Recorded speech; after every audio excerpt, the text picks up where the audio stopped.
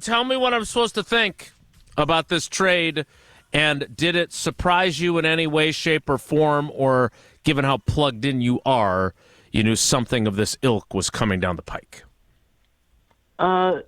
Yeah, I mean, not a huge surprise. This is something that we've been reporting on at The Athletic the last couple of days, the interest in Kyle Kuzma from the Bucks and the potential of a Middleton-Kuzma deal.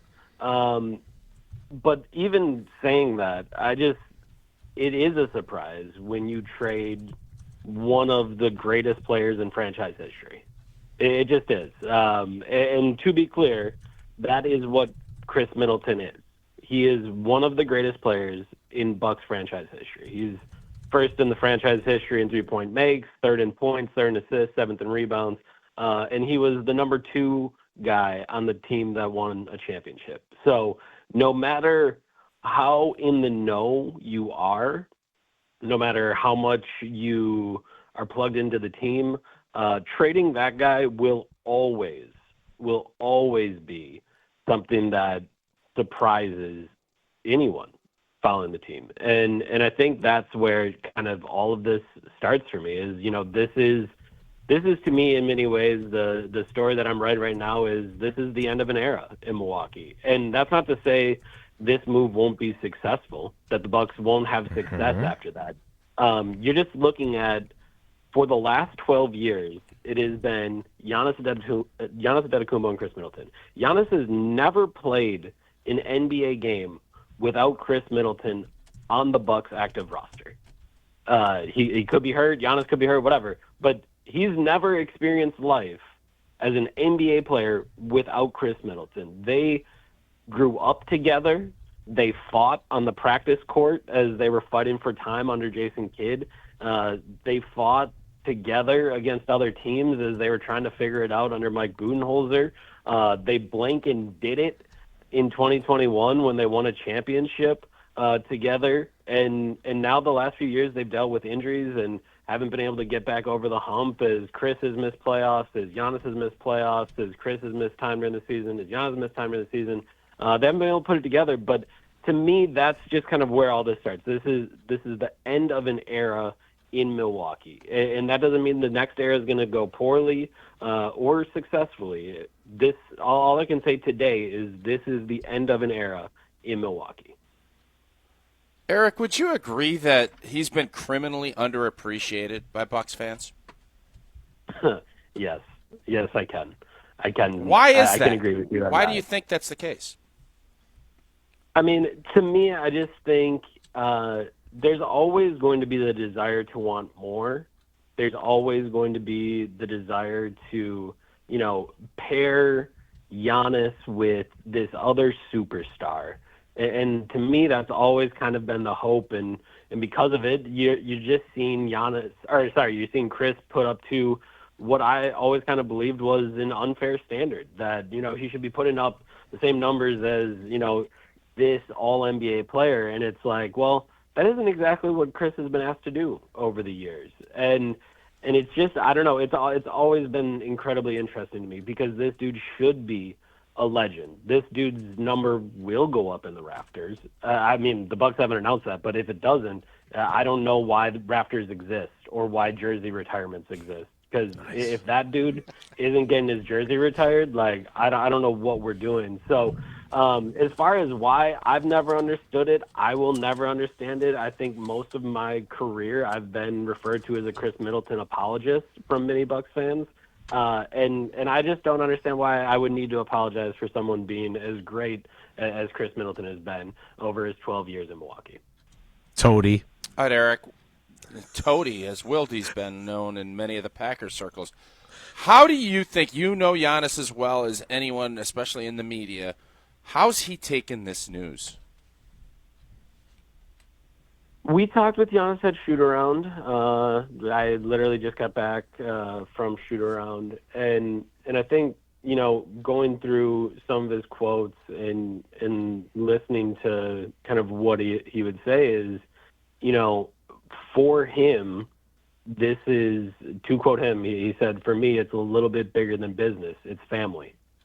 And he kind of pointed to the fact that, yes, we did win a championship together, but we also lost a lot of times together. We went through those dark times together. We sat on the bus together as we were getting ready to go to a pressure situation. To quote Giannis again, it's almost like I've been to war with him. That's what I will remember. And I think that to me is kind of, it's going to hurt no matter what, right? Like this idea of moving on from someone that you went to war with, right? You had Jrue Holiday. Giannis went through those same things. Now with Khris, he's going through it as well. But I do think Giannis is very aware of this as a business. Over the years, Giannis has always told me that, I could be traded someday. And everyone always laughs it off and says, come on, they're not going to trade you.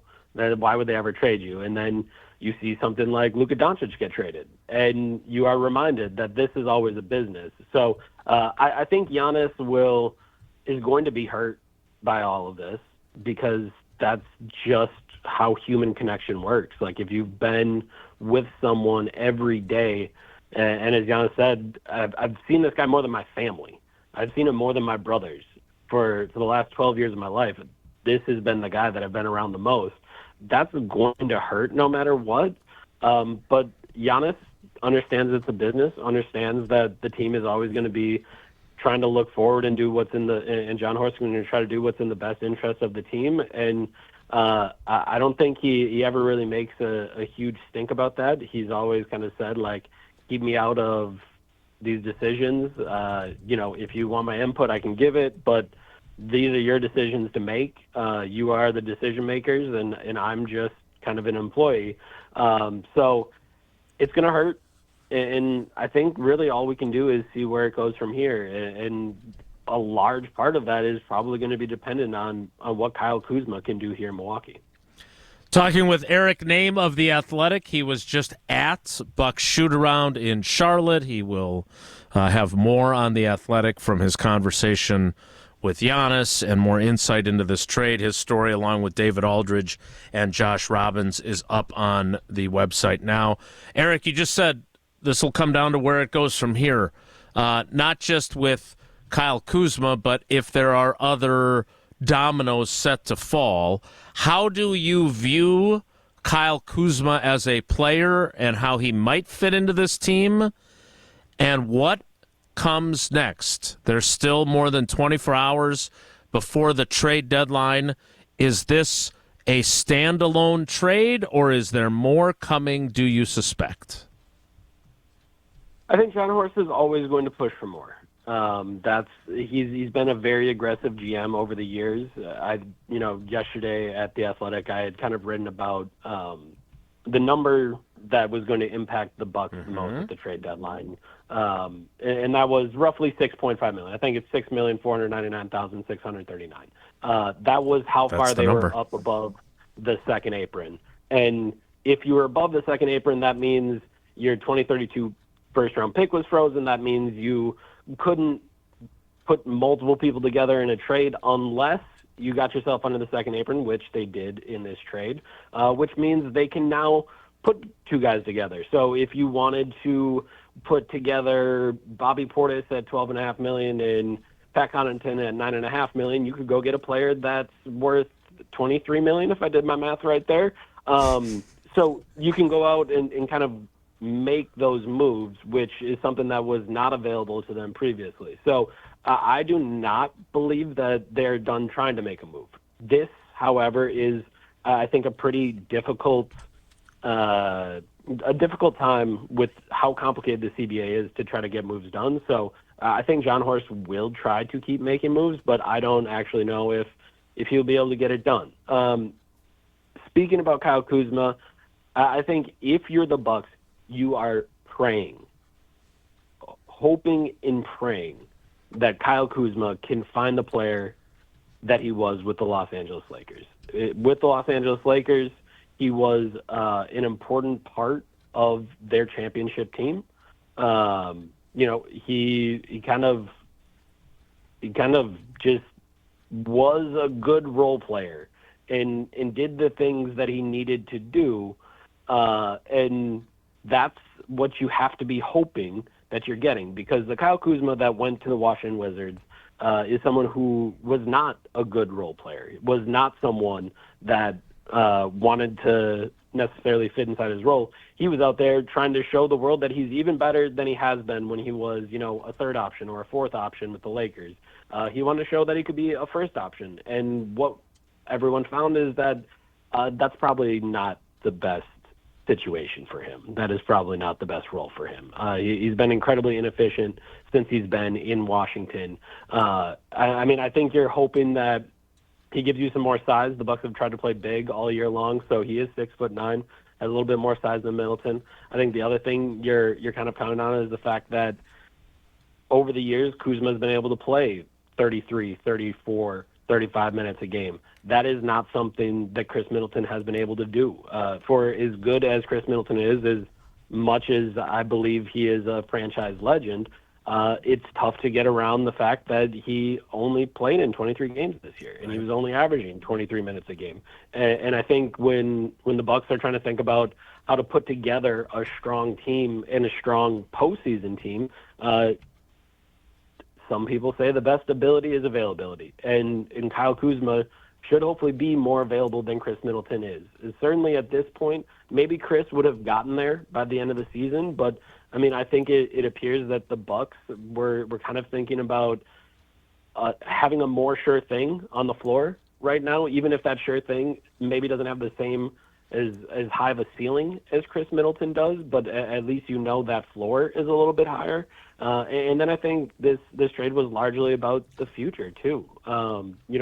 The Bucks were able to make sure those picks don't get frozen, but also on top of that, Kyle Kuzma's deal is about $12.5 million less than Khris Middleton's next year, and it declines in its final year. So you're just going to go further and further down on the salary scale, and that means more opportunity to re-sign a guy like Brook Lopez, re-sign a guy like Bobby Portis, guys that have been very important to this team as well, and might have been in question if Khris Middleton had decided to come back on his $34 million player option for next season. So I think a lot of those things kind of go into effect. I think this is a move that, if you want to explain the rationale to me, I can understand more as what it does to set you up in the future. As far as the right now, you are hoping to find a player that has not existed for the last 3 seasons in Washington, and that is a little bit scary when you are talking about a team that all season long has hoped to be a championship contender. So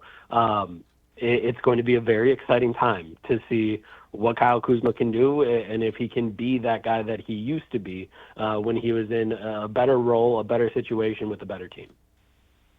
I'm not going to lie to you. That doesn't make me overly optimistic, what you just said there. So, Eric, does this trade, if nothing else happens, does what the Bucks did this morning make this team, this season, more of a title contender than they were 3 hours ago? I think it all depends how you view the availability in ceiling of Khris Middleton. I am of the belief that if they would have brought him along the rest of the season and kept him on a strong schedule and, kept him out of back-to-backs and made sure he didn't take 6 days off like he did when he went to New Orleans and they got stuck in a snowstorm and all these things. Like, if you kept him in a good flow, I think Khris Middleton would have been ready to go to play 35 minutes a game in the postseason. But that is just my belief. That is knowing Khris Middleton's form, knowing Khris Middleton's work ethic, knowing the player that he has been. But that is what he has been in the past. This season, that Khris Middleton has not showed up. So I think your argument for if this team is better is the simple fact that Kyle Kuzma is a good basketball player, maybe not as good as Khris Middleton, but he will be on the floor, he can give you minutes, and he can contribute. And that, to some, may have been more important. I ultimately believe you've brought the ceiling of this team down this season, but maybe you've also brought the floor up because you think Kuzma will be on the floor and is not as big of an injury risk, a sit-out risk as Khris Middleton going forward. So Personally, I believe that their championship ceiling has lowered with this move. But I do think if you're not as optimistic about Khris Middleton's health and availability going forward as I am, I can understand how you may say Kyle Kuzma gives them a better chance. But it really is, like I said, Kuzma is going to have to regain a form that we haven't seen in a number of years. And that is going to be a big challenge for this Bucks team as they try to figure out their way forward in this new era. Sounds to me like you're either hoping for a guy to be something he hasn't been for the last 3 years, or you're hoping for a guy to be something he hasn't been this season, and either way, you had to do something. Eric, we know you got to go. You got a lot of work to do. Thanks for carving out time for us. That does not go unappreciated around here. We appreciate you, buddy. Thanks. Absolutely. Thanks for having me. That is the great Eric Name. You can read him at The Athletic. He is he had his story yesterday about that number that he mentioned. He's got the story up now with David Aldridge and Josh Robbins about the trade, and I know he's working on a analysis of the trade further. But you're not. How you doing over there, old boy? That didn't sound good.